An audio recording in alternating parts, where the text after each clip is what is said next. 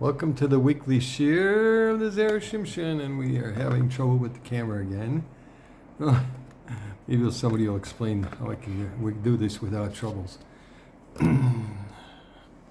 Yes, here we are again. It is the 20th day of Menachem Av, almost Shkia, so we're going to hopefully get this done before the Shkia, before it's the 21st day.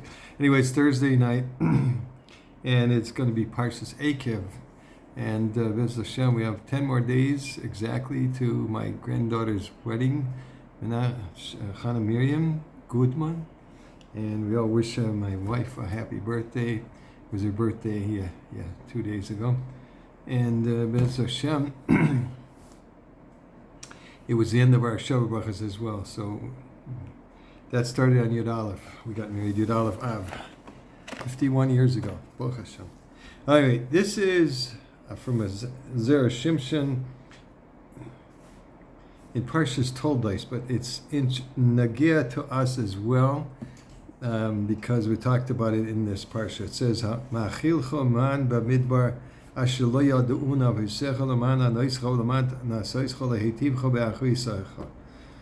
Who feeds you manna in the desert, in the wilderness, which your forefathers knew not, in order to afflict you and in order to test you, to do good for you and in your end. End means in the world to come. Okay. Why does the pasuk need to say, who feeds you man in the wilderness, which your forefathers knew not? Doesn't everyone know that the only place the Jewish people ate the man was only in the wilderness? And don't we know that it was Bnei Yisrael who ate the man and not the forefathers?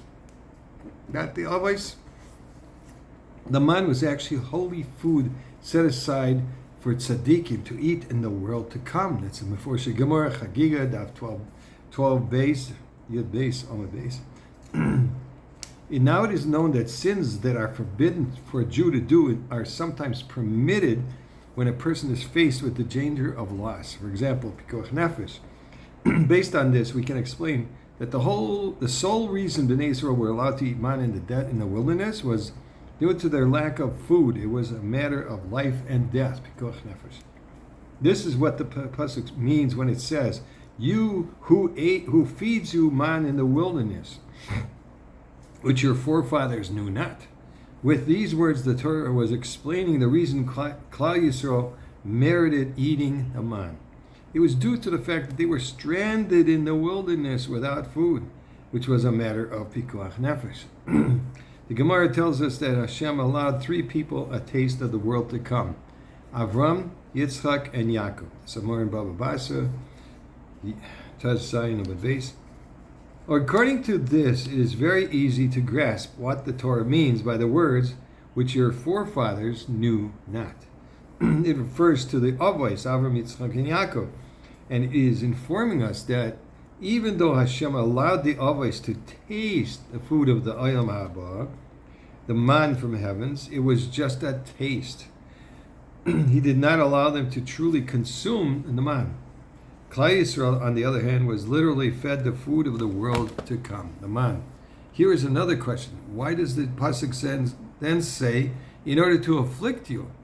What does that mean? The Gemara points out in Yuma 74b that eating the man caused the Jews pain. How? And even more, why? How were they pained by the man?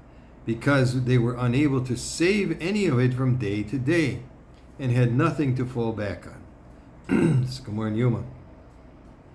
Such pain is hard to bear, since, as the Gemara there goes on to say, there is no comparing life with bread in your basket to life without bread in your basket. Furthermore, although the Jews were able to taste whatever type of food they wanted when they ate the man, they were unable to see the food they were imagining. Now, if the world to come is a place of complete enjoyment without pain, and they were partaking of food from that lofty place, why did Hashem cause them to feel this pain? This is why the pasuk concludes, to do good for you in your end.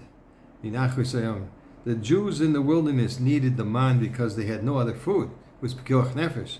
But since eating man is somewhat akin to partaking of the world to come, Hashem gave them a form of pain as well, so that they would not lose their portion in the world Olam Haba, in the end of days. Since they had pain along with the pleasure, Hashem ensured that their full allotment of Olam Haba would still be waiting for them at the proper time.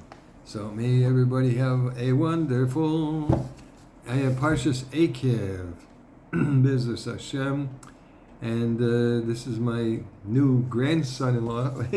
No, my new grandson's off this week, this Shabbos. And of course, Chana Miriam and Effie can't see each other for a week, which is some pain. Okay. You can get through it. It'll hopefully last for the next 50 years. Bez Hashem, Kol Tuv Zaygabesh.